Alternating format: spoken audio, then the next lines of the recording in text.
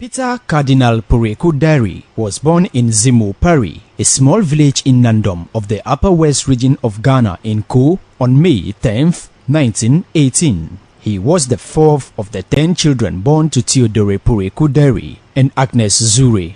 Because he was born after the death in infancy of his immediate brother, he was thought to be a reincarnation of his dead brother, and so, according to the tradition, he was called Dery. As a youth, the future cardinal accompanied his uncle, Mankrina, who was a renowned traditional priest, to establish his many and varied fetish for the prominent people of the Nandom area and even beyond into Burkina Faso. His main duty was to help his uncle slay the animals, especially chicken, required for the establishment of the fetishes. Dery, however, abandoned this traditional way of life when he was brought to the missionaries in Jirapa by his father. He was consequently one of the 11 persons to be baptized in the whole of the Upper West region of Ghana on Christmas Eve, 1932. Then, he was baptized with the name Peter. Peter Dery was quite grown when he began his elementary schooling at the newly opened Catechist School in Jirapa in 1932. He was sent to St. Paul's Junior School in Navrongo in 1934 to class 5 because of his brightness and proficiency in English language. In May 1935, he was promoted to Immaculate Conception Junior Seminary O-Level, and he was admitted to the higher school Civ Form alongside with his Civ Form studies. He was enrolled into St. John Bosco Training College. In 1941, Peter Dery completed the A-Level studies and at the same time graduated as a trained teacher with the Teacher's Certificate B. Peter Dery was attracted to the priesthood whilst he was working in Jirapa as a young boy. Peter Dery began his priestly formation at St. Teresa's Major Seminary, Amisano, in the Archdiocese of Cape Coast.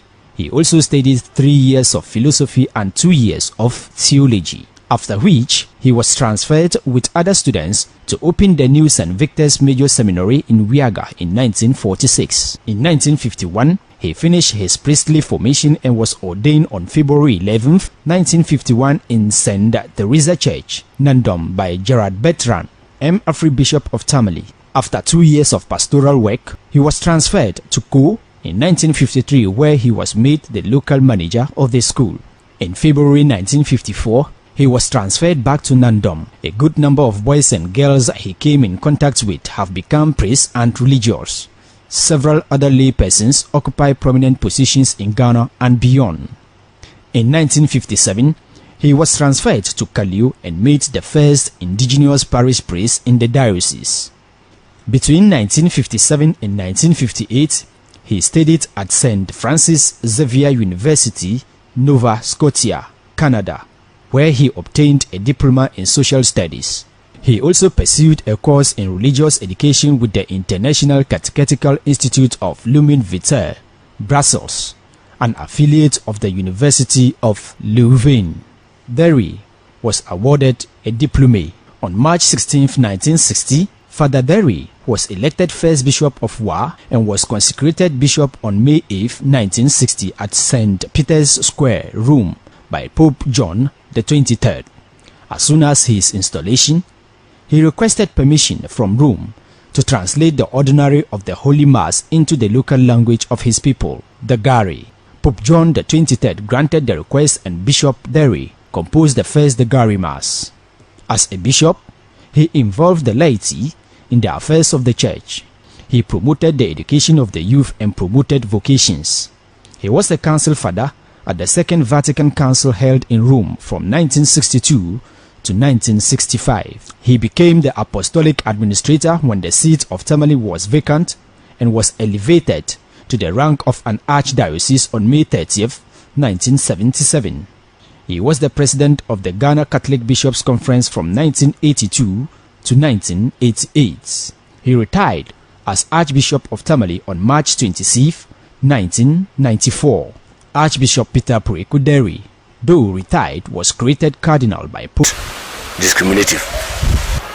And he was not dealing with only his tribe people, he was dealing with people all across. And I have a list which I want to present now because I happen to know all these people through YCS and then laity council.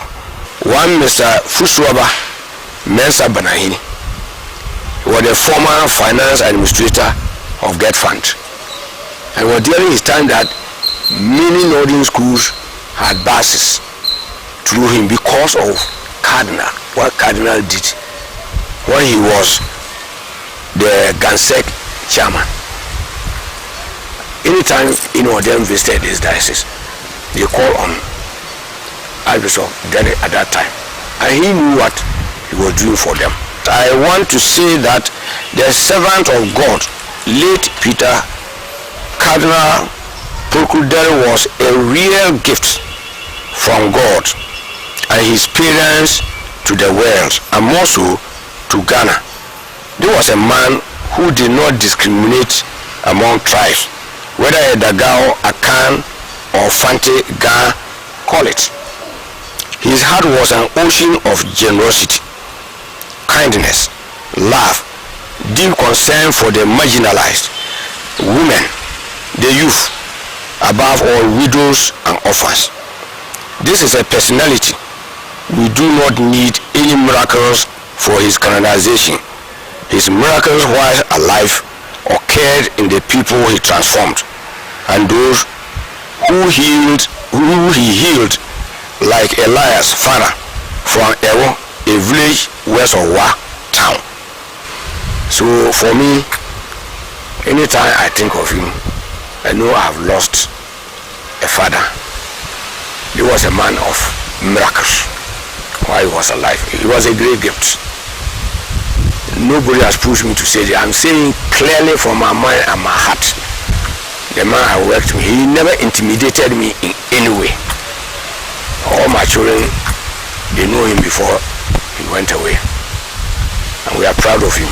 And from there, I moved on to what, in my opinion, elderly at the time, army officers, and some of them were also in the priesthood. But for me, it was on an occasion, because for several times he visited Tuna. But the very first time I had an encounter with him was when I was in Wa Secondary School. On one of our midterms visit, I came home, I'll say Tuna, and I went, in fact schools had opened by then, so I went to goodbye the then parish priest, Father Hagen, who was a German. I'm told he's late now. So when I went there, fortunately the Cardinal was around, and I actually saw him in his cassock. I said, hey, who was this man? Because of what he was wearing and so on, I usually will see pictures of the Pope, and sometimes so I just didn't know he was the one. So I stood a little far from them, maybe I will say just about some 5-10 meters away from them. So he raised his hand and then called me, because he knew I wanted to come to either him or the father, Father Hagen. So Father Hagen mentioned my name, and I got closer. He asked of my name, I mentioned, but then there was something going through me. I was a bit, as at the time, looking at somebody of his structure, I thought, I wasn't comfortable speaking. So he again asked that I get near him. So he decided to put his hand on me and then asked, did you say your name is Mohammed? I said yes. Then Father told him who my father was. And he said, oh, the medical assistant here, good. So he started asking questions. Which school are you? And so on and so forth. So I told him, and he said, well, you sound so intelligent. What do you want to become in future? I kept quiet. Then in fact, he started praying for me, and he later asked Father about my dad, and Father also responded and said, oh, I usually will come to them, and that I was very free with some of the priests who were around. And I can remember Father Eugene and then one other, Father Peter. I used to go to them at the parish there. So the Cardinal then told me that, Mohammed, try. You are going to be a great man in future. Okay, just try for me. And as and when I visit Tona, I will always ask of you here. And whenever you have problems, come to the parish and tell them Father Hagen will always be there for you. And so from there, to be honest with you, on that very sad day, I was humbled. And then I actually ran home to tell my dad about my encounter with him. Throughout his questions, he kept insisting that try and go to school, okay? You are going to be a brilliant person, and I would like to live to see you achieve your dreams. And so from then I got to know him. And so for me, I think he was one in a million, and we need to actually eulogize this man. And I will again want to say that, but for him, most people wouldn't have gone to school, because I had a lot of friends who, but for him, wouldn't have been what they are today, and they keep telling me. He actually, I remember in the encounter, he asked whether I was a Muslim, or I said yes, I was a Muslim. He said, oh, that's good, that's good. He urged me on, then that's good, just be a good boy. I mean, like, he didn't say anything to look as if I should rather want to convert to be a Christian or something of that sort. And so for me, I believe this man, we should hold him very high. Occasionally my dad will tell me about how personally the bishop was so passionate about his people and the people around, irrespective of your religion, tribe, creed, color, or whatever. I am thinking that now that I'm matured, I would have wished that he's still alive, that some of us could sit with him and ask him questions about, say, the magic, the spiritual magic that was in him.